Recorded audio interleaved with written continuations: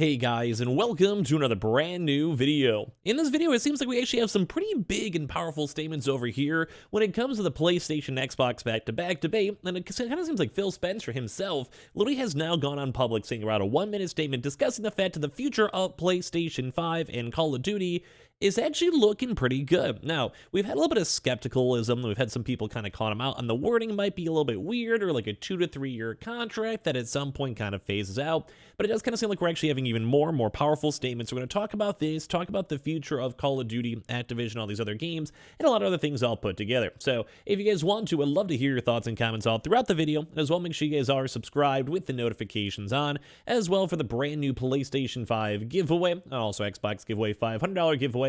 We have the Twitter and Twitch room down below in case you guys would like to go and follow. We also do have the Target links and Amazon sign-up links. Definitely go check those on out, and all linked down below. So as you guys have probably been hearing forever, because I made a lot of videos on it too, but it's always fun to go and highlight whenever new information comes out on the day-to-day, where it does look like Microsoft's Xbox chief himself has now been finally setting this Call of Duty debate and having some pretty official statements. We're going to talk about it and show it on the video itself. So, well, let's go talk about it.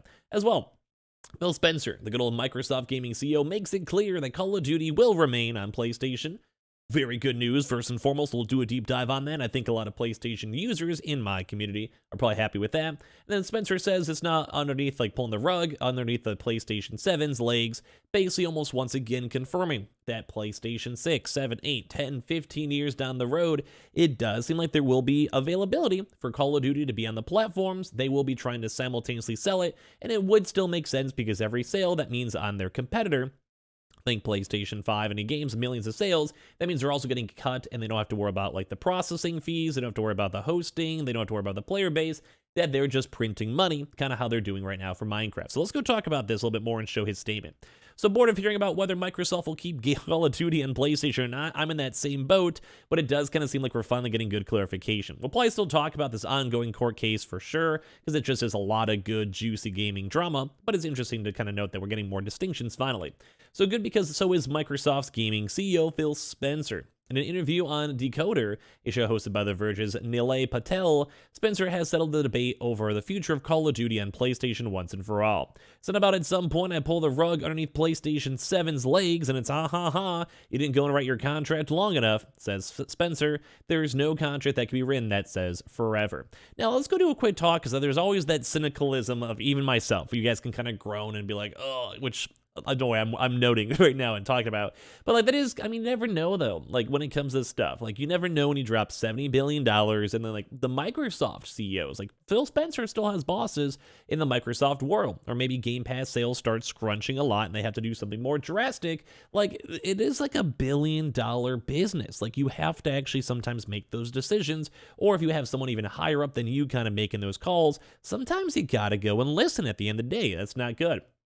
So when it does come with this stuff, like at least this statement's good. Like I want to give them the benefit of the doubt. I want to harp on it too much because sometimes, I feel like I do that too much for Xbox, but it basically goes to show that this is a strong statement that at least for the foreseeable future, for hopefully the next 10 plus years, that Call of Duty still will simultaneously be on both consoles, which is great to see. Like I like this. And I feel like we need this too, because guess what? Gaming, like you can't only have like, it almost segregates out the community too much. Especially when it comes to these big, like $80 billion with Bethesda and Call of Duty and stuff, Activision, etc. Like, you need to make sure everything's all together. So Spencer has spent weeks responding to questions over whether Microsoft would make Call of Duty exclusive to Xbox if the company's proposed $68.7 billion acquisition of Activision Blizzard goes through. The Verge revealed in September that Spencer made a written commitment to PlayStation head Jim Ryan earlier this year to keep Call of Duty on PlayStation for several more years, beyond the existing marketing deal Sony has with Activision. That letter was sent around the time Spencer publicly committed to Microsoft's intent to honor all existing agreements upon acquisition of Activision Blizzard and our desire to keep Call of Duty on PlayStation. So he has been saying this, like that several years was kind of harped on a lot, even myself included. But that's why a lot of people harped on it, because it could have just been like 3-4 years, and then guess what? But now it does seem like they're at least throwing in more powerful statements and making it more long-term. Sony labeled Microsoft's offer inadequate on many levels, and that has sparked a debate around whether Microsoft wanted to lock Call of Duty up after a few years, which, in all honesty, still, if I spent $70 billion, I probably would. Spencer says he's now open to making a commitment to Sony and regulators that Call of Duty will stay on PlayStation. This idea that we would write a contract that says the word forever in it, I think is a little silly, but to make a longer-term commitment with Sony would be comfortable with, regulators would be comfortable with, and I have no issues with that at all. So I think the idea in that too is kind of true. Like this also, once again, is kind of why we're still talking on the maybes, because it still is not forever. It's not a 50-year contract, but at least let's go kind of break it down. He says the idea that we would write a contract that says forever in it, I think is silly. Agreed. But that once again kind of gives them some leeway, 5, 7, 8, 10, or maybe there's a new CEO that takes over Phil Spencer, or as well, maybe there's a different board decision, or maybe you hit like a huge recession and you got to make money and you got to change your plans. Like this is stuff that does happen in business. Like how many times have you guys seen products that used to be good and they add ads or they raise the price too high, or as well, maybe they get rid of shows like say Netflix. Like a lot of this stuff kind of ties to, yeah, you could always have good faith, but unless you have like a proper contract stating what's going on, at the end of the day, it doesn't matter. So yeah, it's kind of crazy. But they do also want to go respect the regulators, and I think the regulators will probably be a good buffer. So instead of like maybe a 3-year contract, what if they threw in a 10-year contract? And I'd be surprised if Sony can't have a workaround within 10 years, especially with all the development power that they have in the first place, or making deals, or Bungie, or whatever it may go and be. So some speculation on social medias have also been poking holes in Microsoft's use of intent, and is what a lot of folks are saying, or that it may require Sony to accept Xbox Game Pass on its platforms, which at the end of the day I'd actually maybe kind of like, or even that the company's commitments are just words that don't need to be in paper in contract. Spencer doesn't agree that this stuff needs to be written down. I would disagree. When it comes to contracts, I don't want to make sure those contracts are always taken care of, and they're all around pretty good to see. So in my mind, they need to have a proper contract. In my mind, they need to make sure this is happening. In my mind, PlayStation and Sony, with the regulators themselves, they need to go make sure it's all properly done. Like, but hearing these good, like, I would say this is still good. Like, I'm just like dissecting it, but I do think if they are committed, this is still a good deal. So instead, Spencer is trying to make it clear that Call of Duty will remain on PlayStation, no strings attached, no need for Xbox Game Pass, and no trickery around intent, which is what the main thing we basically fully need. So basically, native Call of Duty on PlayStation, not linked to them, having to carry Game Pass, not streaming. If they want a streaming version of Call of Duty, we could do that as well, just like we do on our own consoles. So basically, they're trying to give them like the golden deal. There's like trying to be like, we'll give you everything you want. Besides, maybe at some point down the line, we may want to cut this deal because if you guys aren't making enough money, or it's more beneficial, or maybe Microsoft executives are like, yeah, let's not, then they go from there. But this does open up a lot more, I feel like, a potential for PlayStation. I think it's good news, like hearing all this stuff. I'll show you guys a clip in a second. There's nothing behind my back. It is the Call of Duty Modern Warfare 2 doing great on PlayStation, doing great on Xbox. The next game, the next game, native on the platform, not having to subscribe to Game Pass. Sony does not have to take Game Pass on their platform to make that happen.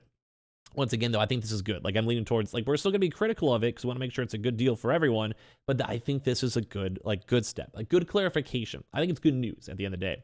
So there's nothing hidden. We want to continue to ship Call of Duty on PlayStation without any kind of weird, I figured out the gotcha, as Phil said, our intent. Understand that some people's concerns on this, and I'm just trying to be as clear as I can. So let's go play out the clip over here too as well from Phil Spencer. We think Call of Duty will be on PlayStation as long as we ship Call of Duty on PlayStation, as long as players want to play Call of Duty on PlayStation. And that's not a competitive threat against PlayStation. That's just a pragmatic way of looking at it. This brings me back to game streaming, right? Because one way you could get Call of Duty on PlayStation. Native Call of Duty on PlayStation, not linked to them having to carry Game Pass. If they want a streaming version of Call of Duty on we could do that as well, just like we do on all good consoles. I like hearing this. There's nothing behind my back. Okay. It is the Call of Duty Modern Warfare 2 doing great on PlayStation, doing great on Xbox. The next game, the next game, like native on the platform, not having to subscribe to Game Pass. Sony does not have to take Game Pass on their platform to make that happen. There's nothing hidden. We want to continue to ship Call of Duty on PlayStation.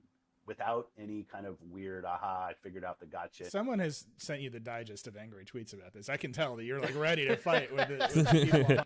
But as you guys can kind of see all this kind of good news coming from Phil Spencer, although we have been kind of dissecting it a lot, it does mean he has good intents. It does mean that PlayStation does have a good longevity on it. And I do think at the end of the day, it does lead towards some pretty cool things. Like I do think there's some pretty good vibes, pretty good potential, and hopefully the PlayStation also has some good long-term potential too as well, because I just think that this would just make everyone so much more happier. Xbox gets a cut of the sales, the microtransactions, PlayStation gets to keep their game, and I hope this goes on for the next 20 years, or at least until PlayStation maybe has its own good standalone FPS.